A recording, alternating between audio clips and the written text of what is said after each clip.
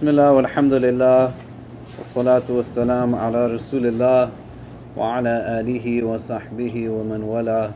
Assalamu alaikum wa rahmatullah.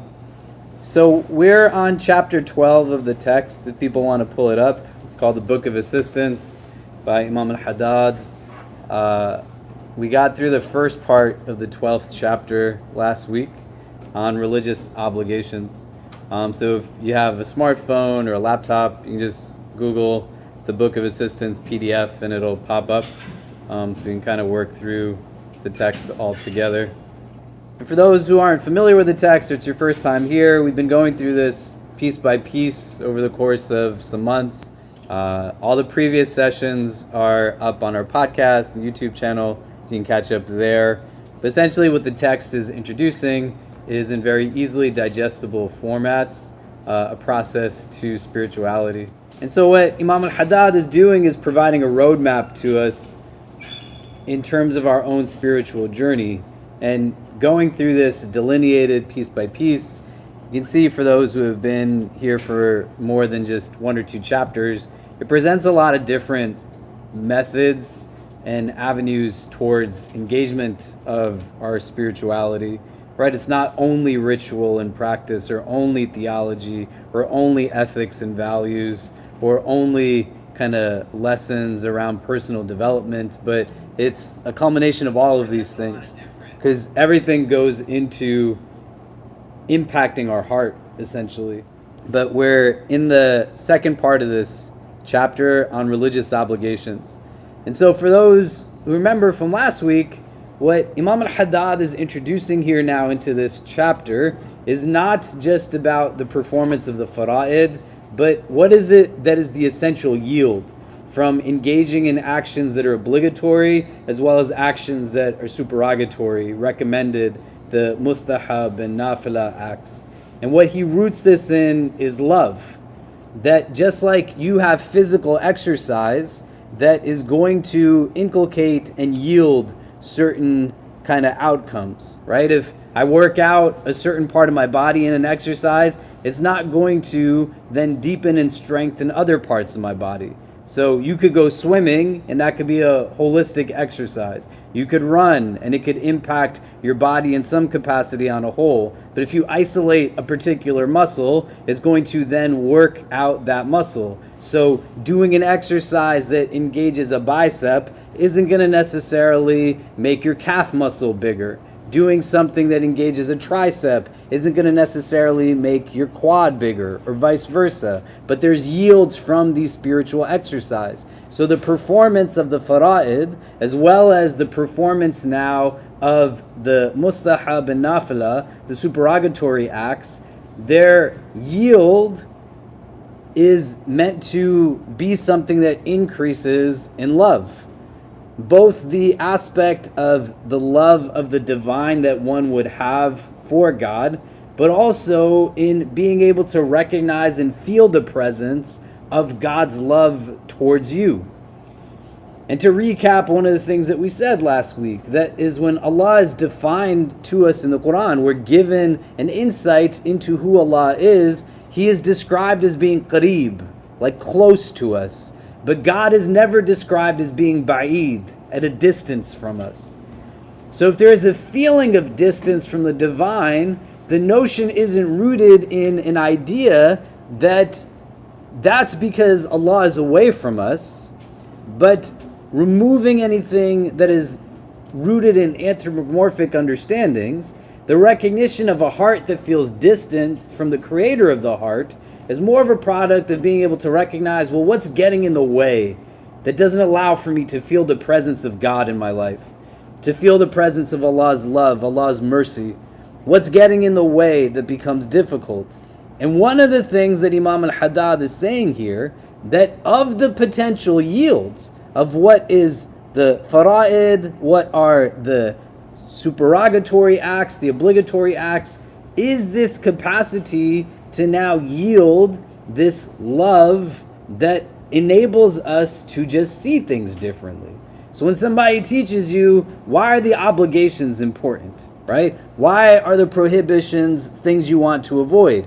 is not just in this elementary sense of good and bad and right and wrong, but the opportunity to understand that what is in addition to what is obligatory is done now purely out of want and has the capacity, the same way where some of you in this room might be able to explain to us, when you eat certain foods, why are they good for your body? When you eat certain foods, why are they problematic for your body? But most of us, we don't know what this stuff is actually doing to us. We couldn't explain the intricacies of it. Here, you don't have to yield to the idea of being able to explain it, but this is what the exercise does, right? My servant draws nearer to me with nothing more pleasing to me than what I have made obligatory upon him, and then continues to draw nearer to me with supererogatory devotions until I love him. And when I love him, I become his hearing with which he hears, his sight with which he sees, his hand with which he strikes, and his foot with which he walks, so that by me he hears, by me he sees, by me he strikes, and by me he walks. Should he ask me, I surely shall grant him his request. Should he ask me for protection, I shall surely protect him. Never do I hesitate in anything as I hesitate in taking the soul of my believing servant. He dislikes death, and I dislike to displease him, but it is a thing inevitable. So when somebody would ask, well, where is it then that there becomes this relationship that seemingly at its surface is transactional, but at its base is not actually transactional?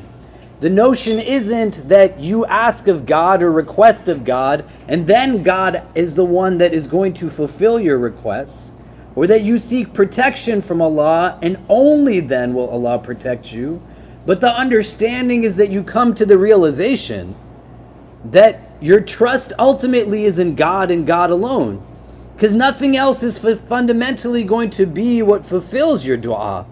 Nothing else is going to be what offers that sense of protection to you other than the source of ultimate protection. And recognizing that now with the nuance of what it is that's being said, because whether you are aware of it or not, Allah is the one that is providing you with provision. Right? My son was just in here. My daughter was just in here. If I sat them down and said, I am the one that gives you food. I am the one that gives you your shelter. I am the means of your provision. My understanding of theology is off from an Islamic perspective. I could be a mechanism or a means through which it has gotten to them, but I am not my child's provider. God is my child's provider. I am not the one that is the source of provision. And so the mechanism of utilizing what is beyond just base obligation creates now the opportunity to have these veils lifted that allow for the contentment of the heart to be gained through only what it is that gives it real appeasement, this type of understanding and knowledge. So when you're sitting and you're thinking, hey, should I actually pray my sunnahs after Maghrib? Yeah, like you should. Should I be in a place where I extend a salam? Because one of the few instances where a sunnah act actually exceeds a fard act is in giving a greeting of peace. Because it's not an obligation to give the greeting of peace, the initiation of it. You don't have to say, Assalamu alaikum to the person sitting next to you the way you have to pray Fajr.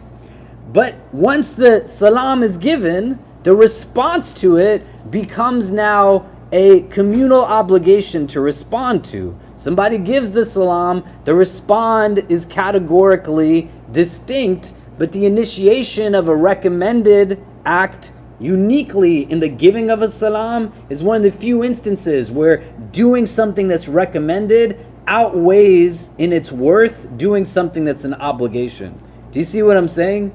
But for the purposes of what this is, when you're acting upon it, you're not leaving it behind.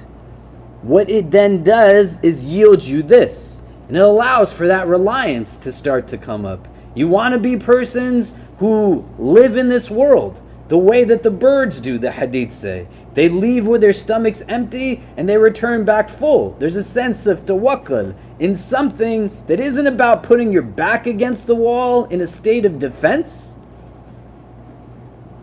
but in a place where you start to really think, is my reliance more on that dollar than on the one that's giving me provision?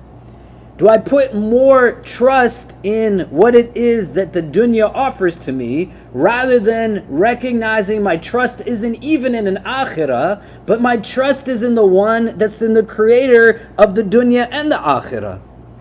And what allows for me to experience that? What allows for me to understand it?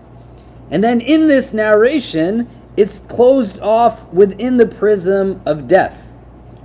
What I'd like for you to do is turn to the persons next to you and talk this out. If you haven't been here before, the idea is for us to discuss so we can benefit from each other's insights, but you're also not just engaged in a front-facing discussion that becomes something that you're just told what to think, and you're not using your faculties to think about it and make it concrete. So in this first paragraph, where we have this hadith where the Prophet ﷺ is saying that Allah says, and he then quotes this hadith in its entirety, "My servant draws nearer to me with nothing more pleasing to me."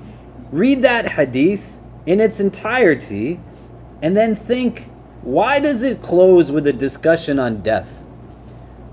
Because there's nothing without meaning in what Allah says and what Allah's messenger says. It's not a hodgepodge of words that get stuck together. But he brings this to a place of kind of a closure and a statement.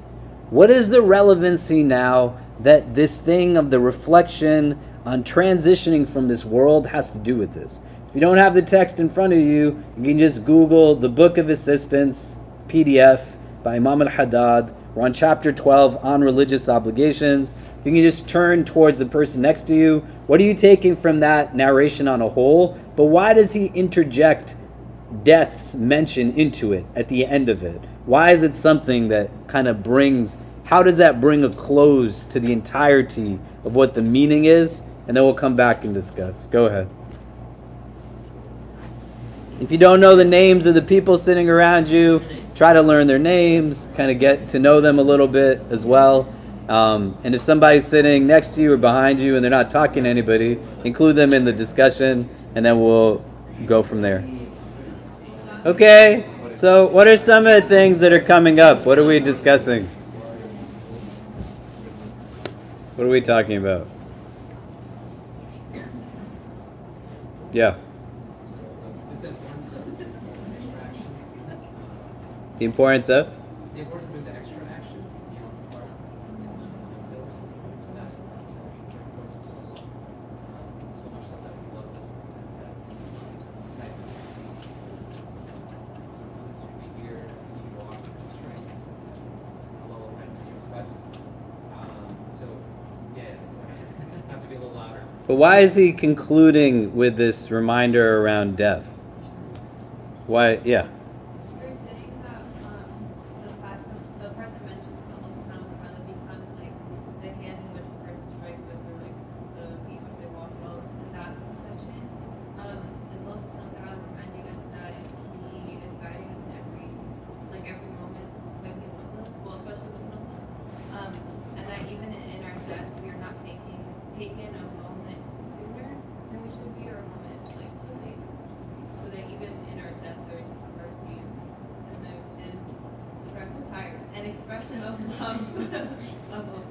Why are you tired?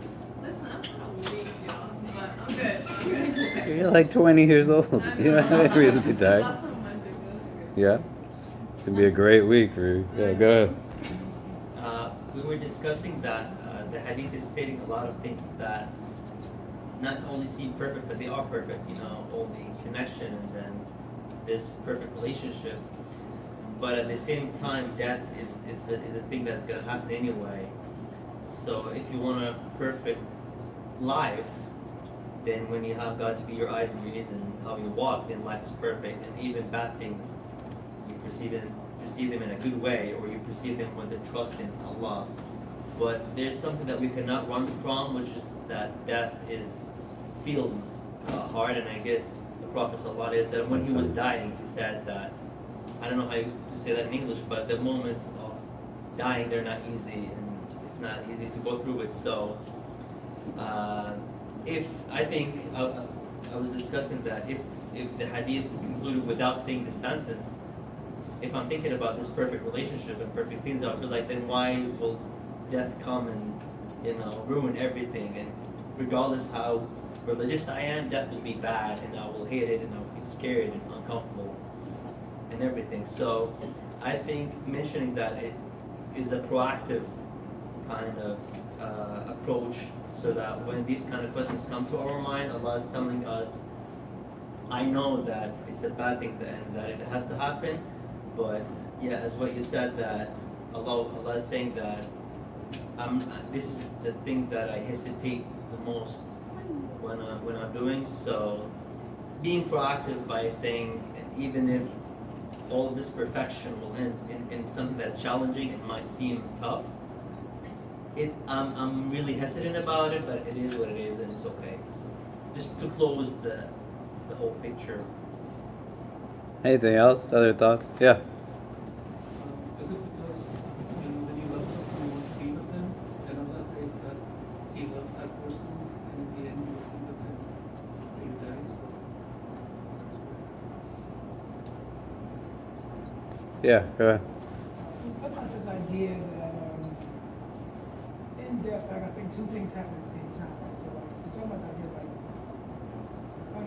Allah created us to know Him and to love Him, right? Like in that person's death, that person ceases being able to like worship Allah, right?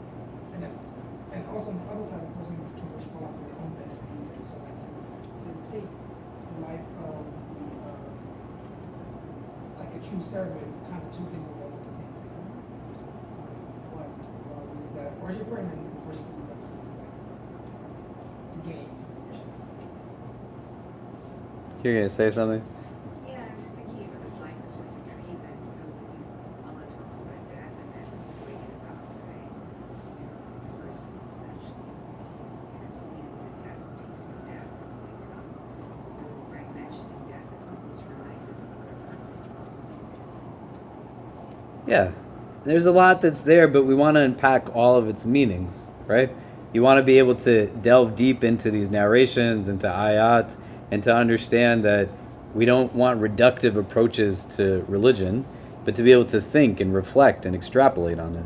The hadith in its entirety is giving an opportunity now for a person who has accountability to be in a place where they are determining categorically where and how they're going to choose the actions that they engage in, and to have a recognition now that quite often when we talk about actions from the standpoint of Islam in terms of realities, not just realities that are worldly but otherworldly, the only thing that you take when you leave from here are the acts that you did while you were here. That's the only thing that really kind of goes forward with you. There's nothing else that goes with you. Right? I love my kids. You see them running around here sometimes. I don't take them with me. I don't take wealth. I don't take like stuff, right? It doesn't go with me. The only thing that carries over with you when you go from here are the things that you did, deeds. That's what gets presented to Allah. Deeds, actions, choices. And you got to deepen in understanding. Like, what is an action within this tradition? Right? There's hadith where the Prophet ﷺ tells his companions to be smart about what you say, smart about your words. And they ask, like, are you saying we're going to be accountable for the words that we say? Because they're not recognizing speech as an action. The way sitting is an act, standing is an act, drinking is an act, eating is an act. You can think about these as actions that you undertake. The idea of a deed is something that is a little bit bigger than just what we might think about, if we're even thinking about what actions in and of themselves are. And then when you get to this place where you move forward, it's the only thing that you can take with you. whether you want it to happen or not, regardless of whether you're a person of faith or not, there's nobody that lives forever. There's some people whose lifespans are longer than other people's lifespans, but there's no one that exists in dunya eternally. The place of eternal existence is in the akhirah, right? May Allah make us all people of Jannah. So all you're taking with you are going to be deeds. All you're taking with you are going to be actions. So if you're going to act, why not act on things that are going to give you an increase in love?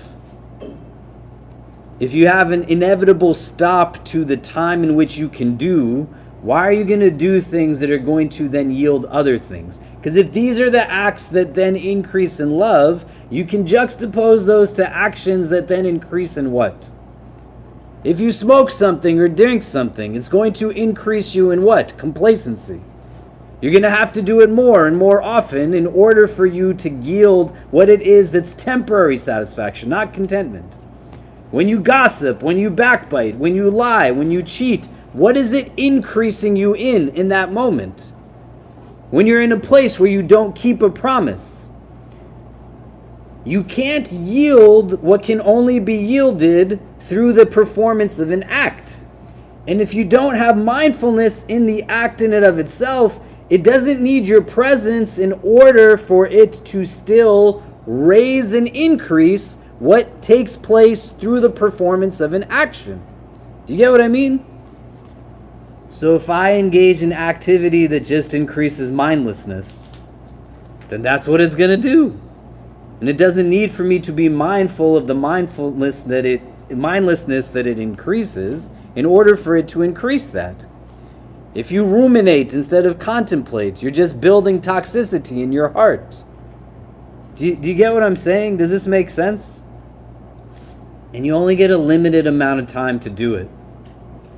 So if you really think about, well, what's the point of these actions that I'm putting into the world? What are they increasing in me? Increasing in the recipient of it? When I throw out all of these things that are coming from me, what is it really gaining from me? Like, you know why you chase after certain things supposedly, but what is the trade-off that comes? So the same way you can incentivize, I do X amount of hours of work in order to yield Y amount of provision in the form of monetary compensation. The formula is really easy to understand. Do you ever think about what the yield is from the actions that you're engaged in? What are you really gaining from what it is that you're doing? And those deeds, that's all that you're going to take with you. So this is why we have verses in the Quran, hadith in our tradition, where angels will come to people on the day of judgment. And forget about doing a ton of garbage, a ton of things that are hurtful, or a ton of things that are just like engaged in detriment. There's going to be people's books that when they look at the books, the angels are going to say, how long did you even live in the world? And the individual is going to say, maybe I was just there for a day. Because it doesn't match up. An entire life lived, but a book that has nothing in it. And so it's saying that, hey, why don't you engage in acts that are going to be outwardly and inwardly beneficial, as opposed to things that are just outwardly beneficial? Why are you chasing after things that forget about what they mean in terms of the next world or this world alone in terms of its apparency? They don't even make it to your books when you go and stand in front of God. There's just nothing to it. It's futile. It's pointless. Did you tell anybody in the last week of your life thank you with sincerity? And who is it that gets to be recipient of your gratitude? Who is it that has the privilege of hearing that you appreciate them? Because somebody worked hard to make that cup of coffee for you. Somebody worked hard to cook the food that you ordered. Somebody works hard to stand, to open the door to your apartment building. Somebody works hard to vacuum the carpet of the room that we're sitting in. likely it wasn't you or I that did these things. 2 weeks ago, when we came in here and we weren't sitting on the couches because they were washed, they weren't just washed on their own. Somebody washed them so you would have a clean seat to sit in. And then when you can think that the recommended act is to express gratitude, this is what the hadith says, that he who is not thankful of people is not thankful of the divine. How can that act not increase in love when you can with real graciousness express gratitude? Do you get what I'm saying? With real sense of presence, visit the sick, take care of orphans, be kind to the elders. Don't forget about the state of those who have nothing to eat. Do you see what I mean? Versus you put now into perspective that anything that the Quran and the Hadith are calling you towards is not to your detriment. Why is it bad to be kind to people? Versus now a plethora of actions that render consequently not just deception and malintent. That's a bad thing. May Allah protect us from it. But if it renders now indifference, it kills compassion, it destroys empathy. How many acts in a day do you engage in that's what it's taking away from you? Increasing in consideration. Do you understand? So here, this is what happens. And when you try to think at one capacity, the link between what I was saying before and how it works, that Allah provides for you, whether you are conscious of it or not. So when your seeing becomes the seeing of the divine, when your movements and mechanisms are now influenced from the presence of the divine, whether somebody appreciates God or not, God is still giving to them everything that God gives to them. That is the mode through which you will traverse this worldly existence. In whatever human capacity you can, تَخَلَّقُوا بِأَخْلَاقِ اللَّهِ, you embody now the characteristics of the divine. So you don't love somebody because of who they are, you love somebody because of who you are. You don't treat somebody a certain way based off of who they are. God doesn't feed you because you're worthy of the feeding. God feeds you because He feeds you. You're not kind only to select people, you're kind to everybody. Why do only certain people of certain cultures and races get to eat at your dinner table? Why, when you go to certain places, do you have affinity to people who share skin color with you? Allah feeds everybody. So when your eyes start to be seeing this world through the vision of the divine, then you start to see the beauty in everybody. Not just people whose hands match your hands in terms of country of origin, in terms of social class. Do you get what I'm saying? This is what love does. It removes blocks. So when you have a choice to pray your sunnahs, pray them. When you have a choice to exert on what is extra, don't do the minimum. But be in a place where you are thinking about what the overall gain is. And as he goes through it, as we're looking at the next couple of paragraphs that we read, the other gain to this, he says, is that the extra acts, they compensate for what was deficient in the obligatory. So you have deficiencies in your fard prayers, then the recommended prayers are what are going to fill the gaps, right? This is also there. The angels, they come, they say that these guys, they didn't pray all their prayers. Allah says, go back and look and see if they did anything extra. Your God looks for a reason to accept from you. You didn't fulfill the fara'id. The angels come and they say they didn't fulfill the fara'id. Allah says, go and see if they did anything that was beyond the fara'id, that can come as a compensation for the gaps in what was fard.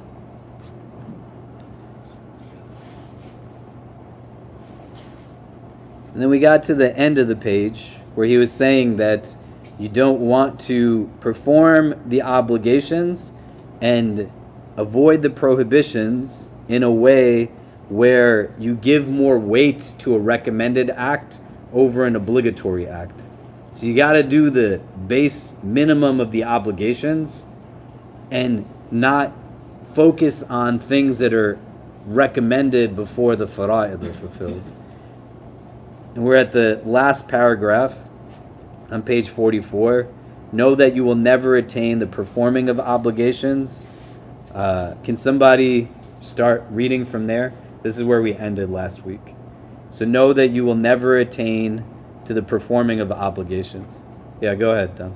Know that you will never attain to the performing of obligations, the avoiding of the prohibited things, and the performance of the supererogatory acts that he has laid down for you to draw near to him, save through knowledge. Seek it then, for he has said, may blessings and peace be upon him. Seeking knowledge is an obligation upon every Muslim. Knowledge makes you aware of what is the duty, what is recommended, what is forbidden, how to perform your duties and recommended acts, and how to avoid what is prohibited. Therefore, you must have knowledge and cannot dispense with it. For on the practice of it, your happiness is in the world and the hereafter depends. Know that those who worship but have no knowledge end up receiving more harm from their worship than benefit. How many worshippers have tired himself out in worshiping while persistently committing a sin which he believed to be an act of obedience, or at any rate, not a sin? Okay, let's take a pause here. Right? So here we have this kind of call to the seeking of ilm, which we've talked about before when he talked about having a wird, right, in the previous chapter, that you need to have a regular practice of increasing in knowledge.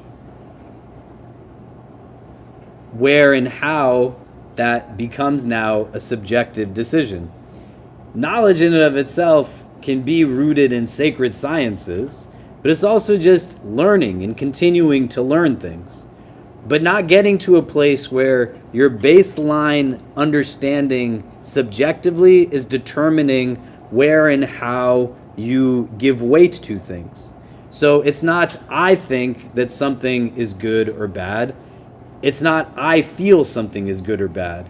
It's not that in my opinion something is good or bad, right? You can have viewpoints. Viewpoints are different from opinions. Opinions become absolute where they don't necessarily need to be absolute. You can have perspective, you can have experiences, but certain things, they don't necessarily work in that way. And sometimes people get to places where they're exerting understandings that are not rooted in something that make it much harder. And that baseline understanding of it comes from recognizing foundational principles in this religion. If I was to ask you to define for me what the word haram means, its technical definition, could you do it? And you got to think about that inwardly. At this stage of your life, if you converted to Islam, you're not Muslim, it's a little different. And if you converted to Islam like a week ago, a month ago, a year ago, or you're exposed to Muslims who they don't give you other than what they possess. I sat with somebody earlier today who is asking me questions in this realm of haram and fard and whatever. And it's hard because we're given terms without meanings, and we're given terms also without reflections on God. So if you learn the word fard and haram experientially before anyone taught you to celebrate the divine in your life, you were told to pray your sunnah prayers before you were taught whose sunnah you're following, then it's not going to feel empowering. You're just doing ritual because somebody said, do this or you're bad. And then what escapes from us is also the meaningfulness of this that has an actual structure to it. It's not at random. It's not chaotic.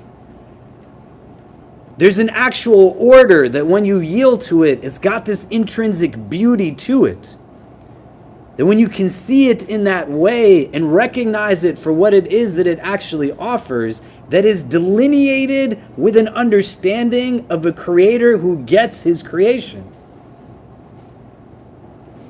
it all starts to line up in ways that make sense.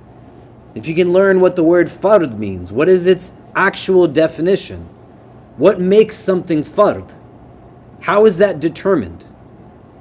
And then when you can see that in these boxes of what is haram and fard, there's not actually so much that goes into it. And then in the boxes that are in between, what is mustahab, recommended, what is makruh, disliked, what is mubah, just neutral. There's a lot more that errs on the end of permissible, halal, than what is in that little box of what is haram. And where and how someone starts to equip themselves, not to be in the place where I'm the one that's like teaching people constantly, or I'm the one that's rectifying. No, man, throw that nonsense out the window. Make it about your heart. And understand the implementation of this from a structured standpoint, legalistically, theologically, ethically, spiritually, has a order to it that the process goes hand in hand with the state of our overall maturation. And you start to get to a place where the benefits that can only be derived through having access to the knowledge is not enough, but then going out and learning it so that you can start to determine for yourself where and how do I relate to these things. And it's crazy. I went to speak at a conference some years ago that had a bunch of college students at it. Some of you are in college, some of you have gone to college, some of you have gone to higher levels of education, masters, doctorates, all of these kinds of things. Mashallah, may Allah increase you in it. Some of us have not done that. That's not a metric of success. There's a lot that goes into it, but just understanding now capacity and contextualizing in this anecdote, where I'm talking to people, a group of kids from the South had come to this conference. They're in their 20s to late 20s, and one said, hey, after the next session is done, can I ask you something? And I said, okay. And we're in a theater style place. Everybody empties out. I'm waiting for this guy, and as he's like about to talk to me, like 30 other people walk in, and they all just sit down in this space. And I say to them, like, well, what's going on? And they say, just tell us something. And I said, just tell you something. And they're like, give us a lecture. And I was like, no, I just did that. Like, what is about to happen here? And they said, we don't really have access to so many people where we come from. Can you just give us some insight on something? And I said, what do you want me to give you insight on? And then automatically they said, tell us how to get people to stop doing things that are un-Islamic. And I said, like what? And they're like, haram things. And I was like, what? I was like, I don't know, what are you all doing down in the South? That's so crazy, right? And they said, like haram, like they're listening to this, or when a boy talks to a girl. And it was a woman that was talking to me. And I said, I don't know if you know, but I'm a man and you're a woman and you're talking to me. Is this haram?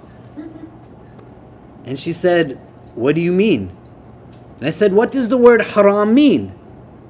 And she said, something is haram when it hurts you. And I said, if you told me right now that my father was sent to the hospital and it caused me pain, did you do something haram? And she said, no. And I said, then that's not what the word haram means, right?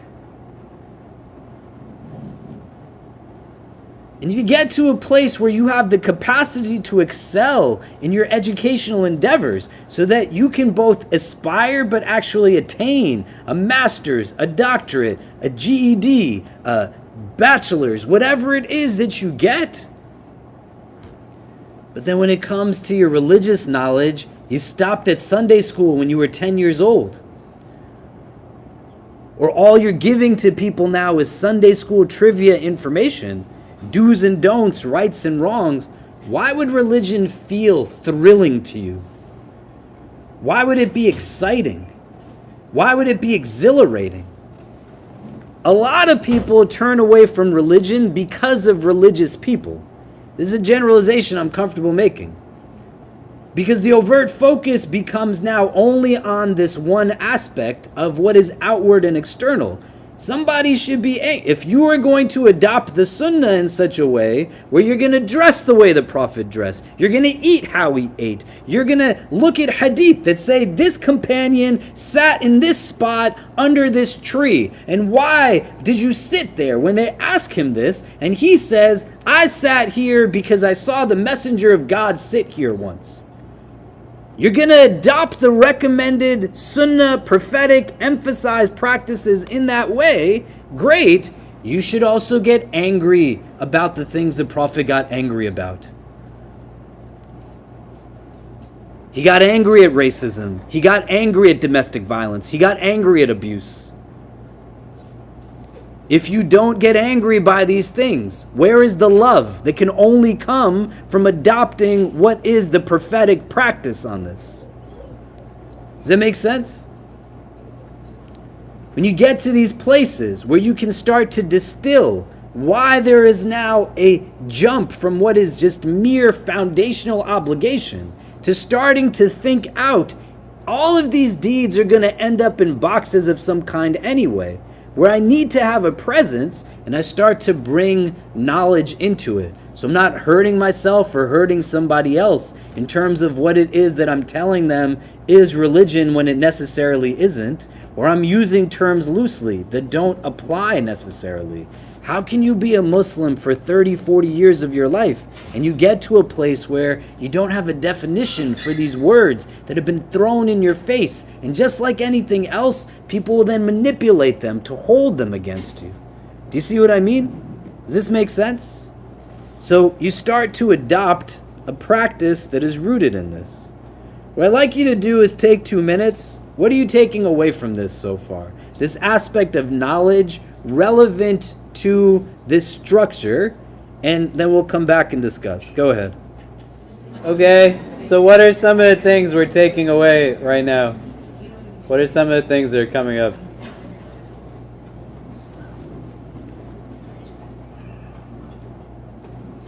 Anybody? What did we discuss? Yeah. So we were talking about part of the discussion that was talking about at the end of our lives we're going to be presented with this book, and for some people it will be emptier than others. So it got to us thinking about, well, the mindless activities that are done on a daily level, they may not seem like much on a daily level, but they can really add up, and it seems to be a symptom of emptiness in our lives. What can we do to fix that problem so that our book can be filled with good things? Yeah, and filled with good things, but bring specificity to it, right? Here are acts that when you do them, they increase love. This is what the point is of it. So you start to reframe and shift the paradigm on what the word fard means, on what the word mustahab means. It's not burdensome, it's liberating. It has a point to it. It's meant to yield this thing. It's not the thing that is hard for me to do or is a distraction or creates like a challenge, but I start to use language that is rooted in what it actually is. So when somebody says to you, like, why do you wake up to pray at sunrise? You actually are able to have a base to it that isn't reactive to a supremacist society that constantly has you explaining who you are, while it's totally fine doing what it does without ever having to explain why it is that they do the things that they do. You're in a place where you know, like, what's the point of the exercise? I know if I run up and down the stairs, this is what it does for me physically. Here is now the spiritual yield. So the word good is too ambiguous. Until you get to a place, you keep saying the definition again and again and again that allows for the self-talk to shift the paradigm inwardly that says, I cannot miss praying Fajr. You know who experienced this is a lot? Some of you have gone to Umrah with us when we've gone to Mecca and Medina, right? May Allah accept from us and enable us to visit His house in Makkatul Mukarramah and the illuminated city of the Prophet, Madinatul Munawwara, again and again. And may He end any of the oppression and injustice that comes out from these lands or the governments of these lands. But in being able to understand, We take people for Umrah. They're in Medina. They're in Mecca. People at various levels of relationship to their faith. No judgment aside, for a lot of them, when they sleep through a prayer for the first time because they're exhausted, they've taken a flight over, walking miles every day, praying Qiyam for the first time in their lives, there's a different barakah that's there. It starts to catch up. And they sleep through, like Dhuhr. They didn't even miss it. They're travelers. They could pray it later if they needed to. And it's not even that they missed it together. They just missed being in the Jama'ah. And it hurts. It's because you're open to the experience and it's creating love now. And when you're depriving yourself of love in that moment, your heart's going to hurt. Do you get what I'm saying? When you have that, you can relate to it. Ramadan time, the last 10 days are different from the first 10 days. The ability to stay up late at night is a little bit different than in the first part of the night. Good is not ambiguous. Good is rooted in something that's experiential. That's what spirituality is. It's different from just rote memorization of practice and creed, because you can memorize those things. This is something that you just look to yourself and you understand it. Why do you feel what you feel going into the 27th night of Ramadan versus going into like the 10th night of like any other random month, Safar? You don't even know when Safar is on the Islamic calendar. You know what I mean? But you're feeling consequently the impact of love that's giving you energy. That's what love does. It gives you strength. It gives you capacity that you can't even imagine. So if you start to name it and specify it for what it is, then it's going to be that much more tangible that, hey, this is why we do these things. This is what it brings to us. Do you get what I'm saying? Does that make sense? Let's jump to the paragraph that says the knowledge obligatory upon every Muslim is to know. Can somebody start to read that?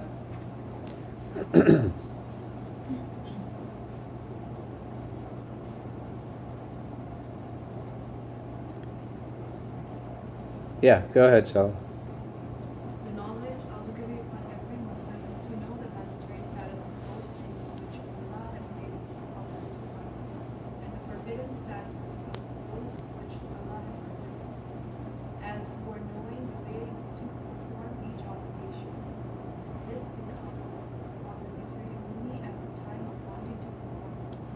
The one who reaches puberty or enters Islam in the month of Ramadan, for instance, must immediately learn the meaning of the two affirmations and utter them, and then learn about the duty of performing the 5 prayers and their necessary components and rules. He must then learn about the obligation of fasting, zakah, the prevention, and so forth, and about the prohibition of adultery, wine drinking, the wrongful appropriation of other people's wealth, and the other things forbidden by them. It is not necessary for him to learn precisely how to fast or perform the Hajj until Ramadan or Hajj time arrives, nor how to calculate the zakat until he has enough money for the zakat to become due and it's time for it. And Allah knows best. Okay, so it's giving you a set criteria. The general window is this first bucket of obligatory knowledge. You have to know in specific, how does Islam apply to you in your given stage of life? So what is mandatory and what is prohibited upon you in your stage of life? How does it relate to you? And that's you in your entirety. You can't compartmentalize. What does it say about you as a person who's an entrepreneur, an artist, an academic? What does it say to you as a child, as a parent, and everything in between? What does it say to you as somebody who invests money in something, somebody who has a certain job title, right? This is a box of information. If you didn't know it yesterday, all you got to start doing is try to know it today. The journey in and of itself is a deep value, even in comparison to a destination. And our tradition tells us this again and again and again. The man who takes the lives of 99 people and seeks to get forgiveness for it and is told you won't be forgiven, and then takes the life of another and then speaks to somebody who's more learned and says that you can be forgiven, but you have to leave from this town where you committed these acts and go to this other town. And as they go to the other town, they pass away in the midst of the journey. And the angels are sent down to take them. And one group of angels says, we got to take them to chastisement because they didn't make it to the town. And the other says, no, they were on their way to the place of redemption. And when they ask Allah, Allah says that if the body is closer to the second town, then bring them to Jannah. If the body is closer to the first town where they committed the bad deeds, then take them to Jahannam. And they come and they measure and they see that the body is closer to the second town. And what the hadith says in some narrations, the body is actually closer to the first town, but out of His mercy, Allah makes it seem that it's closer to the second town. You have a God that wants you to succeed. That's what all of it keeps telling us again and again and again. But for the point of this, you don't want to become overwhelmed or inundated that says, I don't know where to start, where do I go? You just start and then you try your best. The guy didn't make it to the second town. He still gets to Jannah, but at least he's trying to get to where he can. Abdullah takes the had punishment for drinking alcohol. He doesn't overcome it. He still is said through the words of the Prophet to refute those who speak poorly of him that he loves Allah and His Messenger. You just get up and try again and try again and try while you have capacity to try. It's very different from sitting back and saying, I'm just not going to do anything at all. As he's done in other chapters, he's giving you now a list of things that have actual meaning and separation. You can make bullet points. So box number 1, how is it obligatory upon you, and what is prohibited to you? And then he continues, knowing the way to perform each obligation. This is only obligatory at the time of wanting to perform it, meaning that when you have to do it, that's when you have to know how to do it, right? So my 8-year-old, he doesn't have to know how to pray right now. It's not fard upon him. Is it easier to teach him now so that when it comes, yeah, if somebody takes their shahada, they're going to have to pray the prayer that has come in. They're now Muslim. And one of the qualities of having it be fard upon you is that you are sane, post-pubescent, and Muslim. Somebody who's not Muslim, Sharia doesn't apply to them in the ways that it applies to somebody who's Muslim. There's also a process of teaching so that you don't overwhelm somebody. So when we teach people on Wednesday nights how to pray at a class that we have for new Muslims, we get about 5 people a week who take their shahada at our center, alhamdulillah, right? And we're teaching them how to systematically learn prayer. In the Hanafi school, for example, you have what is fard, wajib, and sunnah in a prayer. And in the fard, what are the integral components of the prayer are just a lot of the physical movements, and then you only have to say one short verse of the Quran. Not the Fatiha. There's nothing that you have to say in the bowing, the kneeling, any of these things. The shortest verse in the Quran says, ثُمَّ نَذِرْ, and then he looked. In the Hanafi school, if you have a legally valid reason as to why that's the way you would pray, then that's how you would pray. For the guy that just became Muslim, who might not have even known that there's 5 prayers in Islam, they're going to have a reason, and then they're working their way reasonably to learning the rest of it. Do you see what I'm saying? If you are a teacher of somebody, then you have to know how to teach also. And just because you're doing it doesn't mean you know how to teach it. Do you get what I'm saying? Does that make sense? That's how bucket 1 relates to this bucket 2, right? The person has to be in this place. So what becomes obligatory then? The community has to be able to provide for individuals that can meet the needs of the diversity of the community. So you need people who are skilled at mental health to be able to deal with mental health issues. You need people who are not going to just throw around words that they don't know what it means and then make it worse for individuals. You build out these services. You don't have to know how to do it. but you fulfill the communal obligations of some of these things, right? So here in bucket point number 2, it starts to become on you in a order. You got to know what the Shahada is. In Sunni Islam, it's a pillar of Islam. It's a pillar of practice. So if somebody asks you, what does it mean, the Shahada? You're not Muslim because your parents are Muslim. It's not an inherited religion.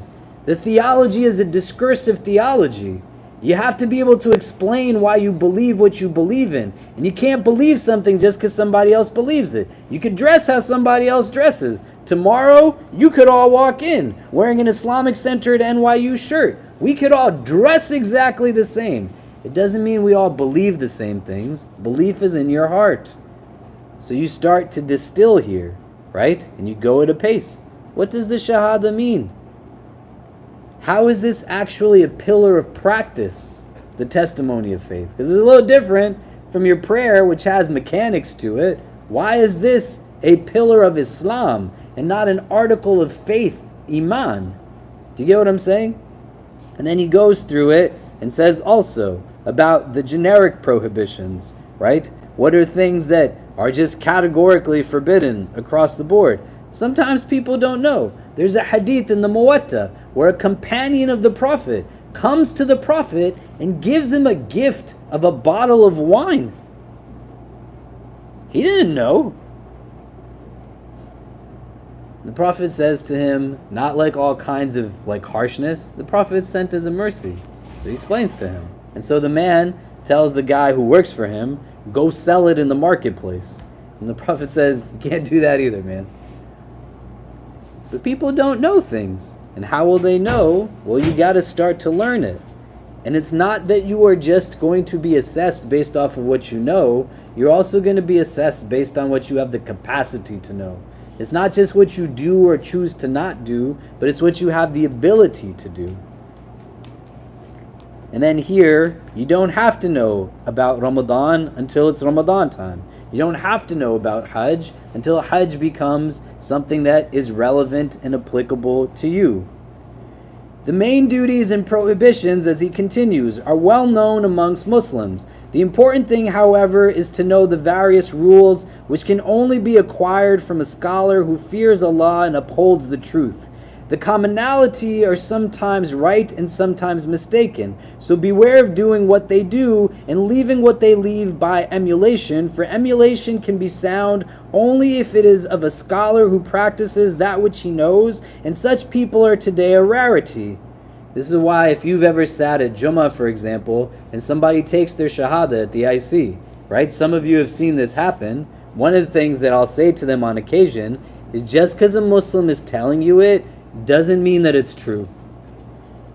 Because everybody doesn't know everything. And everybody also doesn't know how to apply it to somebody coming in a certain situation. Therefore, if you see a scholar these days and observing doing or leaving something, and you do not know whether this is right or wrong, do not be content with just having seen what he does or refrain from doing. Ask him about the legal reasoning and the religious rules behind it. There's no shortage of online learning sources, not online fatwa websites, not where you Google, like, what does Islam say about X, Y, or Z, and then you read something that didn't take you into consideration. But you can get on Zooms, have real conversations, take structured classes and curricula in real time with people where you can actually ask questions, not take your Islam and do a search that then says what this website tells you that makes you either feel like you're the greatest and everybody else is terrible, or it makes you feel like you're the worst thing in the world and everything else is better than you. Both are delusional understandings of self. A superiority and inferiority understanding is not what our religion espouses. A delusional sense of grandeur, a delusional sense of insignificance. We adopt interiority in our reflection. I'm not in competition with anybody else. It's just me looking within me, and the I that is me today is not afraid to meet the person I can become tomorrow. So you start to root it in actual knowledge base. What does that mean? Sometimes the religion that your parents teach you, it's not what Islam says. Sometimes the practices of your grandparents, of your friend, that's not what it's going to be. The number of people that I sit with who convert to Islam, who they take Islam from Muslims, and they are told things that just fundamentally are not what Islam says. It's not a knock on anybody, but it means that people are not learning what the religion is actually rooted in and based upon sometimes. Sometimes you got to unlearn things before you can learn certain things. And so you go and you ask people who actually know. A Muslim does not need a long time to acquire the knowledge that is obligatory for him, nor is much hardship involved. An intelligent student will find it sufficient to sit with a proficient scholar for an hour or two. A Bedouin once came to the Messenger of God ﷺ while he was preaching from his pulpit and asked him to teach him some of that which God had taught him. He descended from his pulpit, taught him, then returned to it and completed his sermon. When we can relate these chapters all together, and you bring structure, the chapter on awrad, time management, and you start to build into your routine, the entry point to Islam is not up here. The entry point, the bar of entry to this religion, it's really low because it claims that everybody can be Muslim from any background, from all walks of life until the end of time. It can't be hard. But if you're telling yourself, I don't have the time to do it, you're saying it's not important to me. And that's a decision you can make. But you can find 10 minutes, 20 minutes, an hour in a day. There's not so much that you need. In terms of theology, people say if you know Surah Ikhlas and what it means, like what it actually means, not as translation, what it's actually teaching you, that can suffice you in terms of your need of knowing what you need to know about God. It doesn't take a while to learn like how to pray or like the spiritual aspects of it. You just got to build in the time, and then you actually find people who are willing to make time for you. Look at how beautiful the messenger of God is. A person comes to him and says, teach me something. And in the midst of all of it, he descends from the mimbar and actually teaches this person something, and then goes back and finishes it. Somebody doesn't have time to respond to your email, they're lying to you. Everybody has time to do it. If you call a masjid and they don't pick up the phone and return your call, then you got to find another place that's going to treat you and your heart as a priority. It doesn't answer the question of how you prioritize yourself, but there are people who will make the time for you. You have to allow for yourself to also make that something that makes sense. And there's different people who will have different ways. When I was trying to study Quran with some shuyukh, they said, come after Fajr. So I came after Fajr because that's what the Shaykh said. That's what we would do. Some of you don't have the ability to go after Fajr. Not because you don't want to, but that's not how your day and your structure is routine. There's other people that you can work with that would allow for you to do some of these things, conducive to your schedule. There's really not inaccessibility to knowledge at this point in time. The challenge is overt accessibility and not knowing how to distill it. The go-between is getting somebody who can explain to you, this is what this actually means, so it doesn't throw you into a frenzy in a state that creates a lot more difficulty. On the whole, those who want security and gain must not initiate any act or continue in something already initiated until they know God's ruling in its regard. Whether it is obligatory, recommended, just licit, or prohibited, everything will fall into one of those four groups. This must surely be a duty for every Muslim. Believers can be divided into the commonality and the elect. The former may fall into the neglect of duties and the committing of forbidden things. They are not keen on supererogatory devotions, and they use the merely licit category of things to excess. The best amongst them are those who hasten to repent and ask for forgiveness. As for the elect, they carry out their obligations and avoid prohibitions under all circumstances. They are also careful to perform the recommended things and confine themselves when using what is licit to that which is a means of conforming to God's orders and prohibitions, and God is the one who grants success. What this is giving is not a stratification of society within a Muslim communal experience. It's telling the individual this is what characteristically can become a metric of assessment for you as a person. If you want to know that your heart is in a spiritually elevated state, then you're going to be somebody who does what is obligatory, avoids the prohibited, and also you have a certain mindfulness in engaging in what is recommended. And if you're somebody who your heart's not in that place, then you're going to be kind of going at the other end of the spectrum. You just look to yourself to understand yourself, but you don't hate on yourself or hate on anybody else. The only times the Prophet of God got upset with somebody that was doing haram was when they were hurting somebody else. They were abusive, they were racist, they were oppressive. His companions were people that were spiritually elevated, the best of generations. And they also were people that made mistakes. That's why love has to be an integral part to this. The love of God, the love of others, but also learning how to love yourself in a healthy way. So that you're kind enough to be able to engage in reflection that doesn't have you now in a place where you make justifications for things that are inevitably still hurting you in a way that you shouldn't hurt yourself.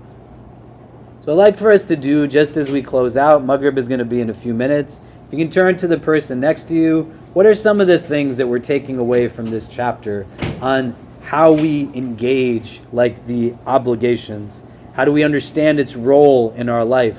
Where are some things that I could start off with? What are some things that come up for me that might be a little bit tough to overcome as I'm getting over that hurdle to get going? But once you get going, it's still spiritual exercise.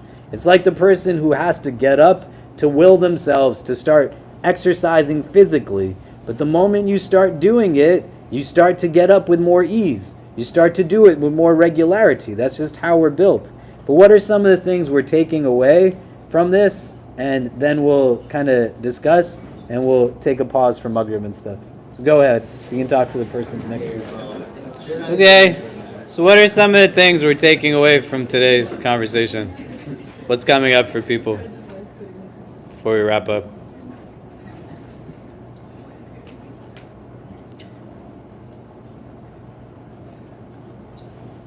Yeah. One insight that we were discussing, and this thought came to my mind when you were talking earlier, is that it is mentioned a lot in the Quran that some of the old people, their mistake was that they said, this is what we found our fathers doing, and this is what we're going to do. They were not Muslims, they were from other religions that prophets came to them, and they didn't follow them because they were like, hey, this is what I found my father doing, this is what I'm going to do. And Quran stated these actions or this mindset as a wrong thing to do. And I just think that we're not an exception, not because we think that we're following the right religion, then we are an exception to the rule that no one should do that. Because if so, then maybe more than half of these people that said this sentence were actually thinking that they're following the right thing, but they didn't do the effort to study what is out there to know whether or not it was wrong. So, yeah, we're just not an exception to the rule that was mentioned in the Quran. Yeah. Other thoughts? Anything? Yeah. I like how you mentioned that if you look at your first prayer or anything that you're supposed to do as like a to-do list or as something that you just want to get done with, it's always gonna seem like an obstacle, and you won't enjoy the process. But if you look at it as something that I need to do this because it's gonna be good for my mental health, it helps me speak to Allah spiritually, then you can enjoy the process. And like you said, able to explain to someone too that, why you get up at 4 a.m. to pray Fajr prayer. So, yeah. Any other thoughts? Takeaways? Okay. Assalamu alaikum warahmatullah.